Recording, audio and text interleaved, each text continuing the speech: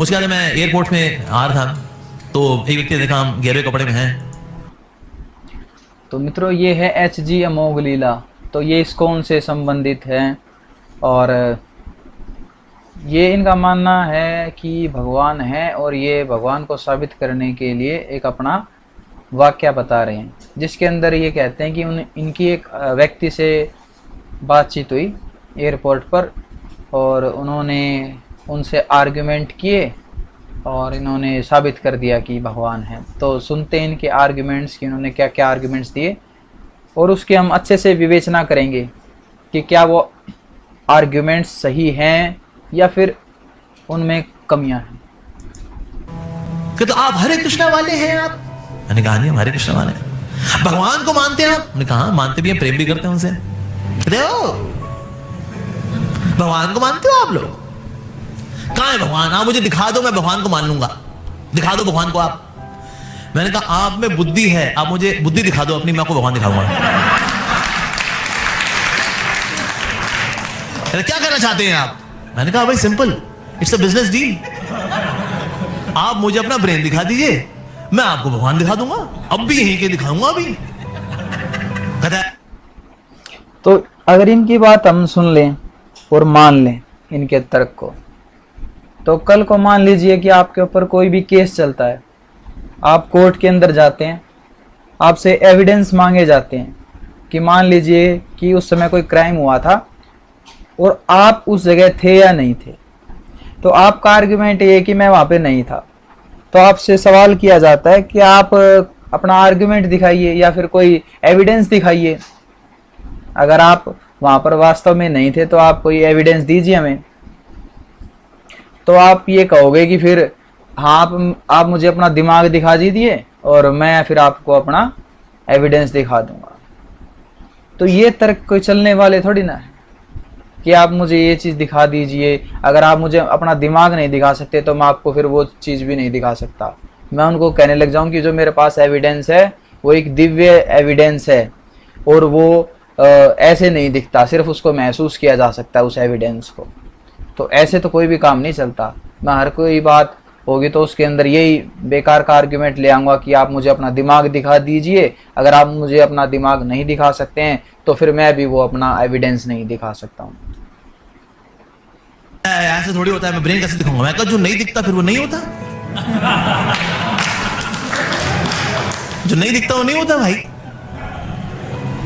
ऐसे एक नास्तिक प्रोफेसर था, उसने बच्चों से पूछा कौन तुम में से भगवान में विश्वास करता है? तो एक बच्चे ने हाथ खड़ा किया, sir I believe in God sir. अच्छा अच्छा, तू विश्वास करता है भगवान में? वकालत करेगा भगवान की? सब कुछ भगवान से आ रहा है ना, तो दुख भी तो भगवान से आ रहे होंगे। क्यों बनाया तेरे भगवान ने दुख? क्या जवाब है तेरे पास? नहीं सर, बैठो नहीं सर। और कौन है जो भगवान में विश्वास करता है? एक और हाथ करे, sir I believe in God sir. अच्छा, have you seen God? No sir. Have you touched God? No sir. Have you heard God? No sir. Have you tasted God? No sir. That means by the logic of direct perception God does not exist. Sit down. Nonsense. और कौन विश्वास करता है भगवान में? एक बच्चा अपना sir sir I want question sir. Sir one from you one from the student sir. अच्छा, हमसे सवाल पूछेगा तू? पूछ, क्या सवाल है तेरा? Sir sir what is darkness sir? ये अंधेरा क्या होता है सर? प्रोफेसर ने कहा darkness is nothing but the absence of light. रोशनी की अनुपस्थिति को अंधकार कहते हैं।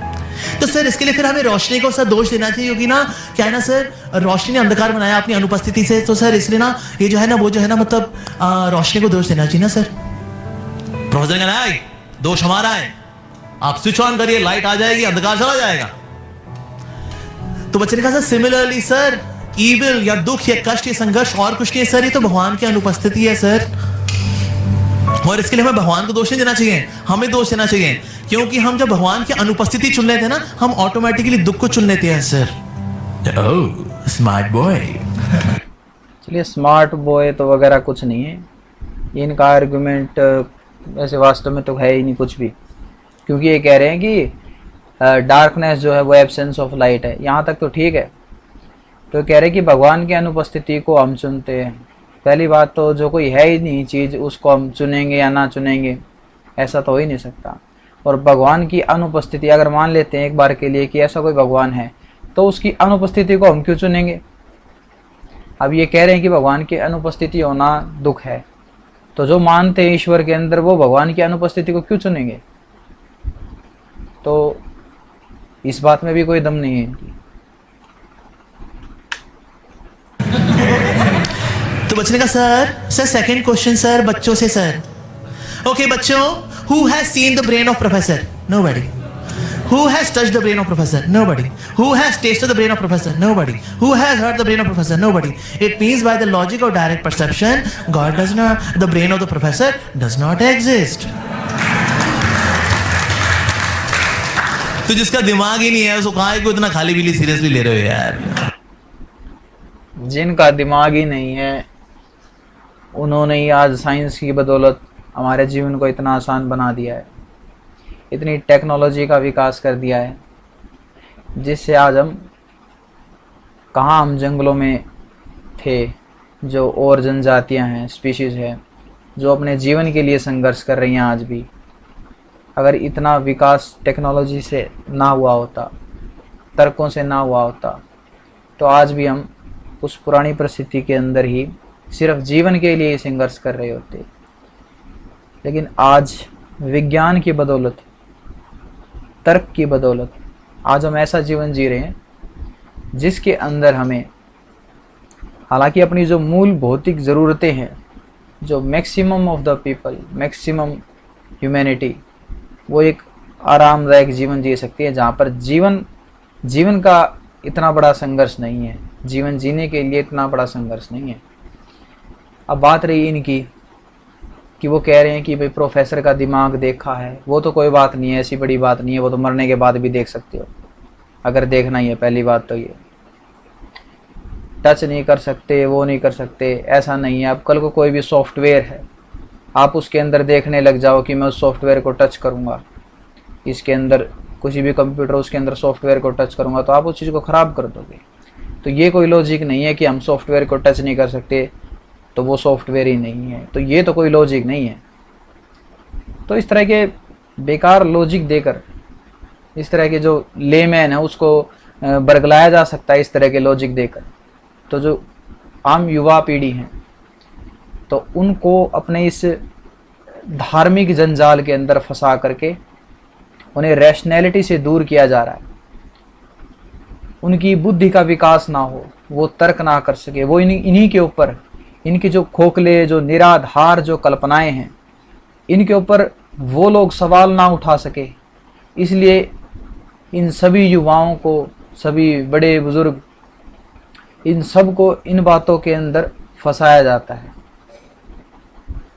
भगवान जैसी एक कल्पना को इनके ऊपर थोप दिया जाता है, जिससे पूरी जीवन भर, पीढ़ी दर पीढ़ी इसी सोच के गुलाम हो जाते हैं और तर्क करने से भी वो बहुत ज़्यादा डरते हैं। भगवान के ऊपर चाहे कुछ भी उनके साथ गलत हो जाए, वो भगवान को दोष नहीं देते। अच्छा हो जाए तो भगवान को श्रेय जरूर देते हैं वो, लेकिन उनके साथ कुछ बुरा हो जाए तो वो सोचते हैं, मान लीजिए एक उदाहरण लेते हैं कि किसी की इनकम ही मान लो कि 50,000 रुपये है, उसका अगर 1 लाख का नुकसान हो जाता है कुछ घर में या कुछ और, तो वो आदमी ये सोचता है कि चलो मेरा जीवन बच गया है, मेरा ज़्यादा नुकसान नहीं होता। जबकि अगर वो आदमी के 10-20 हज़ार रुपये एक्स्ट्रा अगर कुछ फ़ायदा हो जाता है, तो वो ये ज़रूर सोचता है कि हो आज मेरी भगवान ने मेरी बात सुन ली, या फिर भगवान की मुझ पर कृपा है। तो इस तरह से उनका माइंड जो ग्रैब कर दिया गया है कि वो सवाल उठाने की हिम्मत ही नहीं रख सकते। वो सोचते अगर हम सवाल उठाएंगे तो भगवान कहीं हम पर नाराज़ ना हो जाए और हमारा जीवन भी ना छीन ले, या हमें इतना ज़्यादा दुख दे दें, या फिर हमारा बहुत ज़्यादा नुकसान कर दे। इसलिए भगवान पर सवाल उठाने की हिम्मत भी लोगों के अंदर पैदा नहीं हो पाती।